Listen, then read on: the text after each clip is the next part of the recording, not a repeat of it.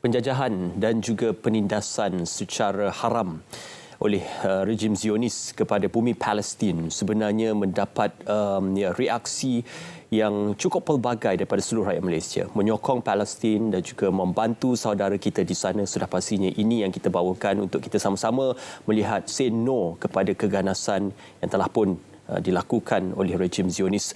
Dalam perihal ini, kita juga akan bercakap tentang di Gaza, masa untuk kebangkitan. Bukan saja kebangkitan masyarakat di Palestin, tetapi juga kebangkitan seluruh umat Islam untuk membantu saudara kita, saudara seagama kita di sana. Baik, bersama dengan saya adalah Tuan Ahmad Sani Abdullah Alim Arabi, Ketua Aktivis Kemanusiaan Majlis Perundingan Pertubuhan Islam Malaysia MAPIM. Apa khabar Tuan? Baik, terima kasih. Alhamdulillah. Kita mendoakan keselamatan dan juga kesejahteraan sahabat-sahabat MAPIM yang berada di Gaza dan juga di bumi Palestin pada ketika ini. Namun sebegitu memahami dengan secara untuk penjelasan yang panjang itu mungkin tidak cukup kesempatan ini, tetapi pendudukan rejim Zionis di bumi Palestin, khususnya di Gaza, situasi ini mendapat respon antarabangsa yang pelbagai. Apa sebenarnya latar pemahaman yang perlu kita ketahui sebagai umat Islam dan juga mungkin sebagai masyarakat yang tidak menyokong bentuk penjajahan haram ini? Terima kasih Ismail. Bismillahirrahmanirrahim. Assalamualaikum warahmatullahi wabarakatuh. Pertama, terima kasih rakyat Malaysia. Anda memilih untuk bersama dengan Palestin dikala ada dunia yang memilih untuk mengkhianati kebebasan yang jelas. Dan saya kira soalan yang tadi dilontarkan oleh Ismail itu, kita perlu lihat daripada sudut pandang apa agenda sebenar rejim Israel ini. Kerana ramai yang terperangkap dengan normalisasi sehinggakan semua naratif perbincangan kita seolah-olah kita menampakkan bahawa tuan rumah sebenar tidak ada hak. Jadi asal kepada pemahaman ini adalah Palestin adalah tanah milik orang Palestin. Palestin adalah tanah milik wakaf. Itu jelas. Sebelum 1948, semua ini digazetkan, dimaktubkan. Palestin adalah negara berdaulat. Itu menjadi satu fakta. Tetapi kerana sudah mendapat sokongan daripada pihak badan dunia melalui endorsement yang dibuat oleh Pertubuhan Bangsa-Bangsa Bersatu pada 1948, inilah permulaan kepada keseluruhan masalah dunia.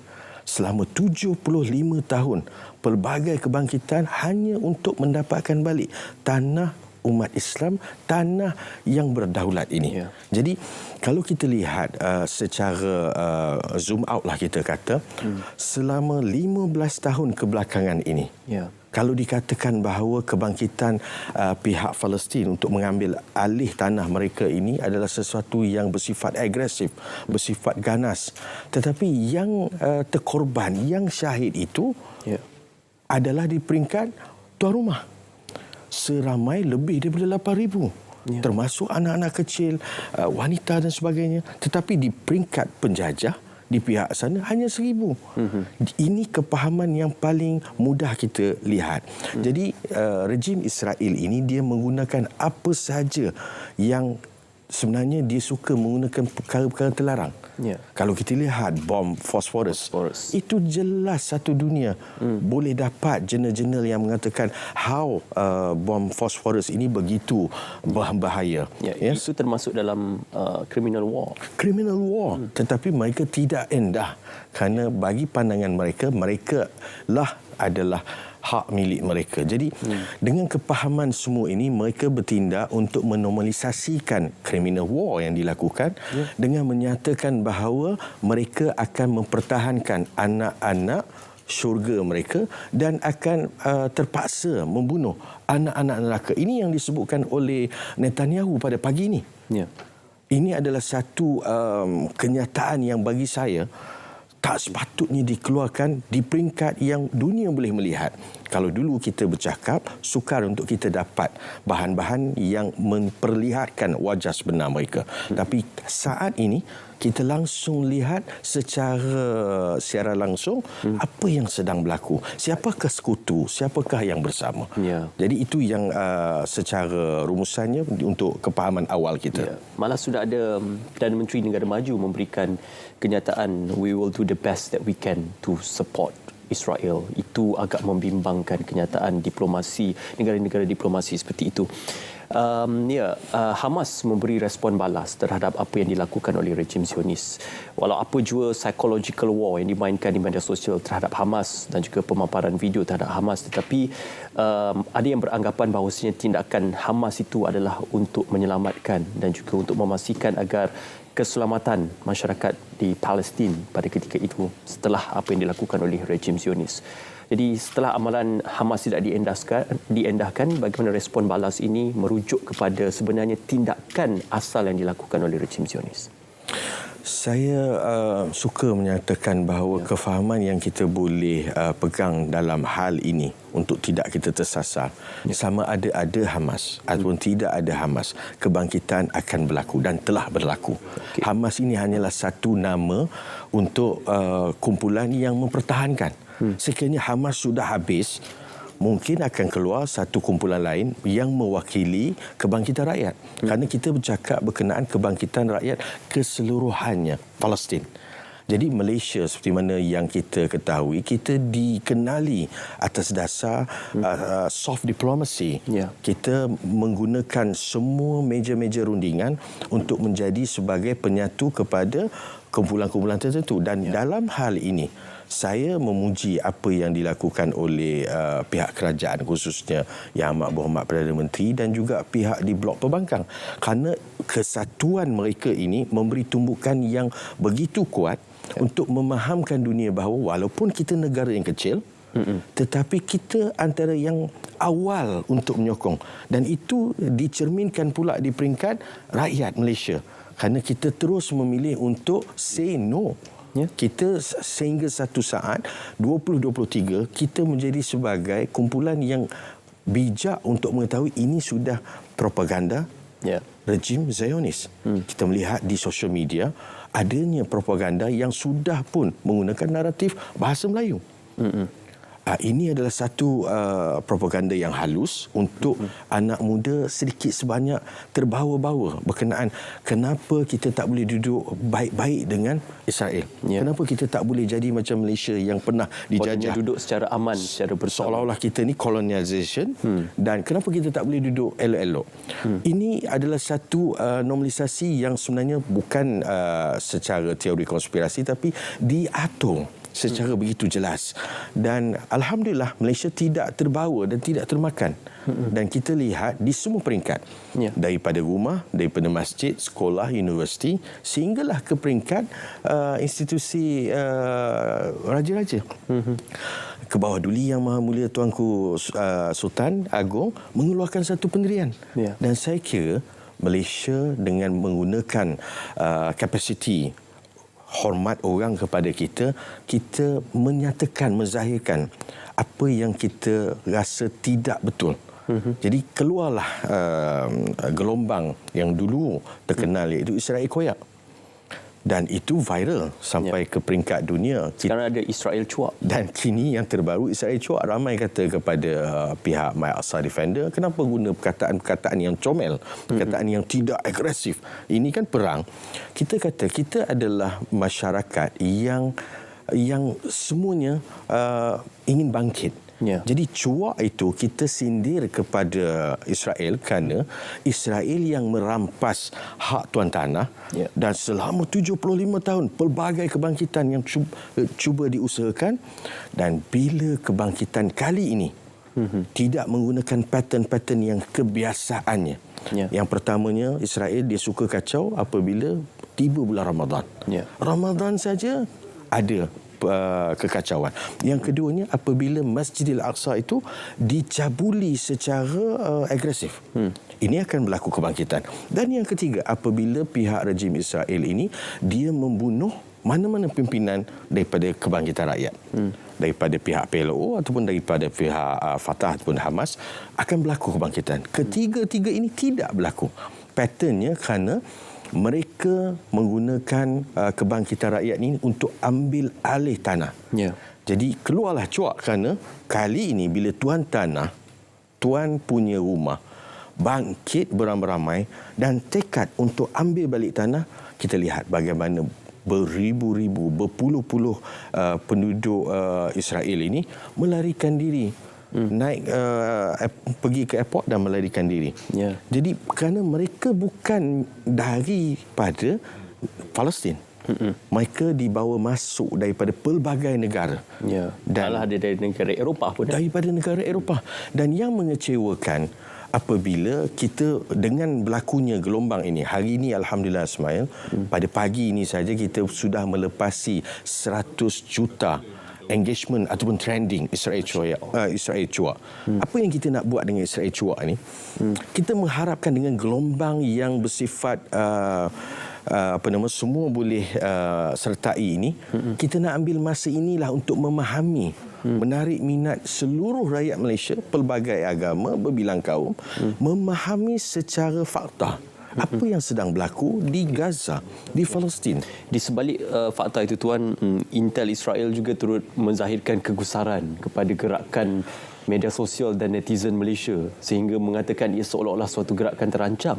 Jadi ini sudah memberi amaran kepada gerakan ini tidak dianggap gerakan bersenjata, tapi gerakan yang menggunakan platform media sosial. Apa lagi yang kita boleh lakukan selain daripada menghantar bantuan?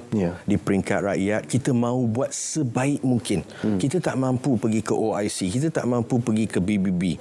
Kita cuba mendorong pihak kerajaan untuk dengar, dan Alhamdulillah tanpa kita dorong pun Alhamdulillah tindakan telah diambil. Tapi kita mendesak untuk more. Kita ada kekuatan yang lebih. Saya mendoakan agar kekuatan daripada peringkat kerajaan dengan kesatuan daripada pelbagai blok dapat memberi tumbukan yang lebih. Mungkin diawasi pada minggu ini ataupun minggu depan, dan juga mungkin turun ke Mesir untuk memberikan perundingan dan sebagainya. Dan yang paling pasti, apabila kita mendapat semacam ugutan tidak langsung, tapi ugutan ini bukan untuk Malaysia. Ugutan ini kepada seluruh dunia. Kerana yang mendokong Palestin ini bukan hanya rakyat Malaysia. Ramai daripada di New York, ramai di Harvard, ramai di pelbagai negara, dan malahan yang lebih mengangkat spanduk ini adalah kumpulan-kumpulan Eropah, orang-orang Mak Saleh. Jadi ini adalah hal kemanusiaan sejagat. Jadi Israel Cuak itu kita harapkan supaya ambil peluang 100 jam yang pertama. Ramai-ramai kita ambil belajar, dan juga mungkin boleh keluarkan ibu. Apakah hujah-hujah berkenaan dengan pendudukan Israel di Palestin. Yang lebih penting kita memberi pemahaman kepada generasi muda tentang perjuangan yang sedang dilakukan oleh saudara kita di Palestin. Tabung Palestin yang diwujudkan dan juga apa yang dilakukan oleh MAPIM, bagaimana kedua-dua ini akan ditambah baik dari semasa ke semasa, dan juga progres yang pada ketika ini, Tuan. Pertamanya, kita tak mampu untuk buat secara bersendirian kerana kerosakan yang berlaku di Gaza sehingga saat ini 1 juta kehilangan rumah. Mereka sedang berperang. Apa yang akan berlaku selepas perang? Kita adalah kumpulan yang akan membina rumah. Jadi MAPIM telah pun bersama dengan My Aqsa Defenders, sebuah kesatuan, dan juga kita bekerja rapat dengan pihak kerajaan, khususnya daripada Wisma Putra dan juga daripada pejabat Prime Minister sendiri, di mana MAPIM telah pun dilantik untuk digunakan gudang kita seluas 1 ekar, pengumpulan barang untuk dihantar melalui pesawat udara. Ini akan berlaku dalam masa terdekat, 20 tan insya-Allah, barang-barangan yang penting. Dan insya-Allah doakan bantuan-bantuan awal yang kita ada di dalam Gaza. Gaza ini dia sedang perang. Jadi ada stok-stok yang dibom. Hari ini, pada pagi ini saja, ketika kita sedang berbicara, 167 kanak-kanak masih terperangkap di bawah runtuhan. Ini disebutkan oleh pemerhati media barat. Dan pagi ini juga mengejutkan, saat kita bangun subuh, sebuah hospital Al-Ahli dibom dan 600 orang terkorban, syahid. Dan ini sesuatu yang kita tengok tidak berakhir dengan mudah. Jadi sumbangan yang dibuat oleh rakyat Malaysia ini adalah satu sumbangan untuk kita menyampaikan ketika ini apa yang dapat kita sampaikan. Yang keduanya, apabila perang itu berakhir, sekiranya perang itu berakhir dalam seminggu lagi ataupun 2 minggu yang kita harapkan, dia akan memerlukan sokongan secara langsung.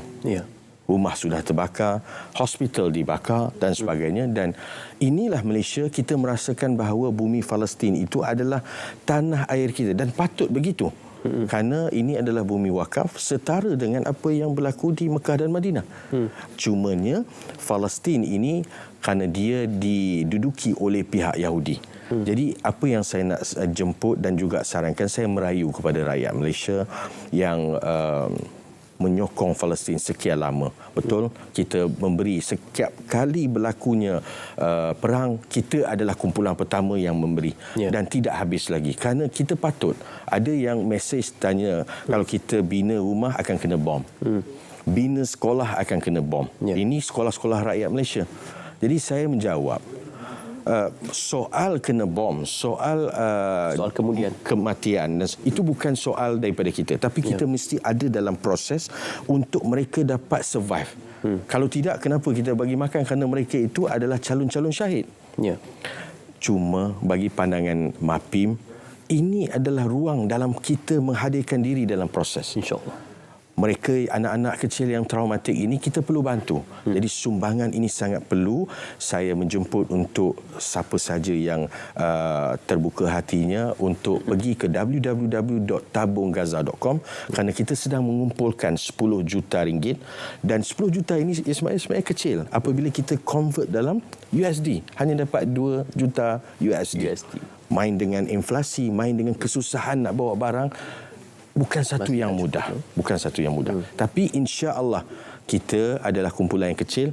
Biar kita zahirkan bahawa kita ada. Itu yang paling penting. Malaysia di sisi Palestin, insya-Allah. Insya-Allah.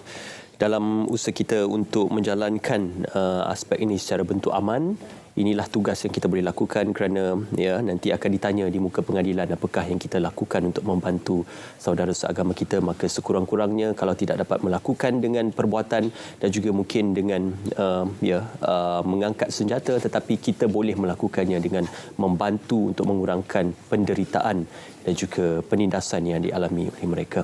Terima kasih Tuan kerana bersama dengan kami. InsyaAllah kita doakan yang terbaik dan juga kesejahteraan sahabat-sahabat MAPIM di sana. Terima kasih. Dan kita nak berjeda seketika, kita akan kembali selepas ini di Selamat Pagi Malaysia.